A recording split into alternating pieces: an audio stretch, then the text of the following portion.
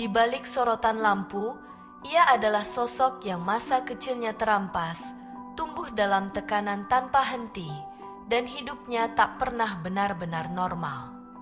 Namun di atas panggung, semuanya terlihat sempurna, miliaran orang memujanya, Michael Jackson.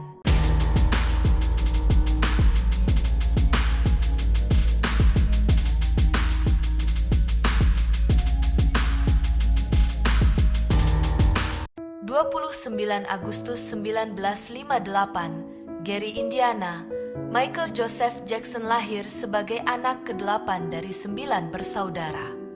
Dalam didikan keras sang ayah, Joe Jackson, Michael diwajibkan berlatih menyanyi, menari selama berjam-jam, setiap hari.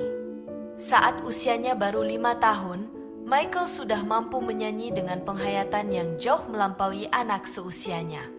Suaranya kuat, gerakannya alami, dan karismanya sulit dijelaskan. 1964, Michael resmi bergabung bersama grup keluarga The Jackson 5 dan sukses memecahkan rekor. 4 single pertama mereka berhasil menempati posisi nomor 1 di Billboard Hot 100, prestasi yang saat itu belum pernah dicapai artis debut manapun. 1979, Michael merilis album Solo Off the Wall. Hasilnya jauh melampaui ekspektasi, lebih dari 20 juta kopi terjual di seluruh dunia. 3 tahun kemudian, Michael kembali merilis album Thriller dan laku terjual lebih dari 109 juta kopi di seluruh dunia, menjadikannya album terlaris sepanjang masa. Untuk pertama kalinya, dunia melihat Michael Jackson bukan lagi sebagai penyanyi cilik, melainkan seorang superstar. 1983, dalam acara Motown 25, Michael membawakan lagu Billie Jean. Dan di tengah pertunjukan, ia melakukan satu gerakan sederhana, tubuhnya meluncur ke belakang seolah menentang hukum fisika, moonwalk. Penonton terdiam, dan beberapa detik kemudian, seluruh ruangan riuh dalam tepuk tangan. 1984, saat syuting iklan Pepsi, rambut Michael terbakar akibat efek kembang api. Michael mengalami luka bakar tingkat 2, dan untuk mengurangi nyeri, dokter meresepkan obat penghilang rasa sakit yang perlahan akan berkembang menjadi ketergantungan yang sulit dihentikan. Dalam insiden ini, Pepsi membayar kompensasi sekitar 1,5 juta dolar. Namun alih-alih menyimpannya, Michael memilih menyumbangkannya untuk pembangunan pusat perawatan luka bakar yang dinamai Michael Jackson Burn Center. Namun, bekas luka di kepala Michael tak pernah benar-benar hilang. Cedera itu membuat rambutnya sulit tumbuh normal. Selama bertahun-tahun, Michael harus menggunakan berbagai macam rambut palsu untuk menyembunyikan dampaknya.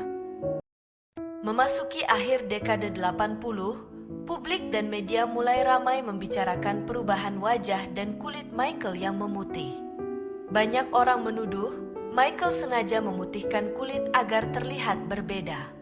Michael menjelaskan ia mengidap vitiligo, penyakit autoimun yang menyebabkan hilangnya pigmen kulit secara bertahap, dan hanya menjalani 2 kali operasi estetika pada hidung dan dagunya. Namun opini publik terlanjur terbentuk, Michael terus menjadi sasaran ejekan dan rumor. Di tengah tekanan, Michael membangun Neverland, lengkap dengan taman bermain, tempat untuk menghadirkan masa kecil yang tak pernah ia rasakan. Ia sering mengundang anak-anak untuk menikmati Neverland secara gratis. Kebiasaan inilah yang membuat Michael menghadapi tuduhan perlakuan tak pantas terhadap anak. Di tengah tekanan yang luar biasa, Michael memilih menyelesaikan gugatan di luar pengadilan. Keputusan yang memicu perdebatan, apakah insiden ini benar adanya atau hanya pemerasan finansial. Apapun alasannya, citra Michael hancur, setiap langkahnya mulai dipenuhi kecurigaan. 1994, Michael menikahi Lisa Marie Presley, putri dari legenda musik Elvis Presley. Namun hubungan tersebut hanya bertahan sekitar 2 tahun dan berakhir dengan perceraian. Tak lama kemudian, 1996, Michael menikahi Debbie Rowe. Dari pernikahan inilah lahir Prince dan Paris Jackson. 3 tahun berikutnya, mereka juga memutuskan untuk berpisah. Merasa lelah menikah, 2002, Biggie Jackson, anak ketiga Michael, lahir melalui ibu pengganti yang identitasnya dirahasiakan. Meski diterpa berbagai kontroversi, satu hal tak berubah, kemampuan Michael dalam menciptakan musik. Michael merilis album Dangerous hingga History yang terjual puluhan juta kopi. Konser-konsernya pun masih dipenuhi puluhan hingga ratusan ribu penonton. 2003, jurnalis Inggris Martin Bashir merilis dokumenter Living with Michael Jackson. Dokumenter ini memperlihatkan Michael berbagi tempat tidur dengan anak-anak di Neverland yang dengan cepat memicu gelombang kecurigaan. Merasa diwawancarai secara tidak adil, Michael kemudian merilis rekaman versinya sendiri, menunjukkan banyak bagian percakapan yang tidak ditayangkan dalam dokumenter tersebut. Beberapa bulan kemudian, aparat kembali melakukan penyelidikan. Michael ditangkap, foto dirinya mengenakan borgol menyebar ke seluruh dunia. Momen itu menjadi pukulan yang luar biasa bagi Michael. 2005, persidangan dimulai, ratusan wartawan memenuhi pengadilan, media internasional mengikuti setiap kesaksian. Setelah mendengar puluhan saksi dan memeriksa berbagai barang bukti, hakim memutuskan satu keputusan penting. Michael dinyatakan tidak bersalah atas semua tuduhan. Michael terbebas dari tuduhan, tapi di balik layar, kondisi finansialnya semakin memburuk. Berbagai laporan menyebutkan, beban hutangnya telah mencapai lebih dari 500 juta dolar. Untuk menyelamatkan keadaan, Maret 2009, Michael mengumumkan konser comeback This Is It dan lebih dari 1 juta tiket terjual dalam waktu singkat, salah satu penjualan konser tercepat dalam sejarah. Michael berlatih hampir setiap hari dengan presisi yang mengagumkan. Namun setelah latihan selesai, Michael hampir tidak bisa tidur. Dr. Conrad Murray meresepkan propofol agar Michael bisa tidur nyenyak. Tak lama kemudian, Michael ditemukan tak sadarkan diri dan dilarikan ke Ronald Reagan UCLA Medical Center untuk memperoleh pertolongan medis. Dan di rumah sakit itulah, dokter akhirnya menyatakan Michael Jackson telah berpulang untuk selamanya di usia 50 tahun. 2011, Dr. Conrad Murray dibawa ke dalam ruang pengadilan. Jaksa berargumen, Murray bertindak lalai dengan memberikan propofol di lingkungan yang tidak memenuhi standar keselamatan medis.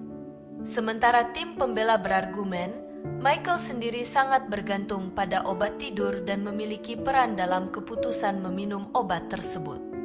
Dr. Conrad Murray akhirnya dinyatakan bersalah dan dijatuhi hukuman penjara 4 tahun. Sayangnya di saat hidupnya telah berakhir, hasil autopsi resmi mengungkap berbagai kondisi fisik Michael yang selama bertahun-tahun menjadi bahan spekulasi publik. Hasil autopsi mengonfirmasi bahwa Michael memang menderita vitiligo, termasuk perubahan fisiknya yang sesuai dengan penjelasannya semasa hidup. Sesuai wasiat Michael, seluruh asetnya dikelola melalui Michael Jackson Estate dengan John Branca dan John McClain sebagai pelaksana. Tugas mereka tidak sekedar menjaga dan mengelola aset, tapi menyalurkan hasilnya kepada ahli waris Michael Jackson, Catherine Jackson, Prince, Paris, dan Biggie. April 2026, Michael Jackson Estate merilis film biopik Michael. Film ini disutradarai Antoine Fuqua dan dibintangi oleh keponakan Michael, Jafar Jackson, dan sukses meraup pendapatan sebesar 977,4 juta dolar, pendapatan tertinggi dalam sejarah. Tak hanya itu, kesuksesan film ini juga mendorong minat publik termasuk generasi baru terhadap musik Michael Jackson. Selama nama Michael Jackson terus diperbincangkan, selama itulah karyanya akan terus mengalirkan arus ekonomi bagi mereka yang hidup.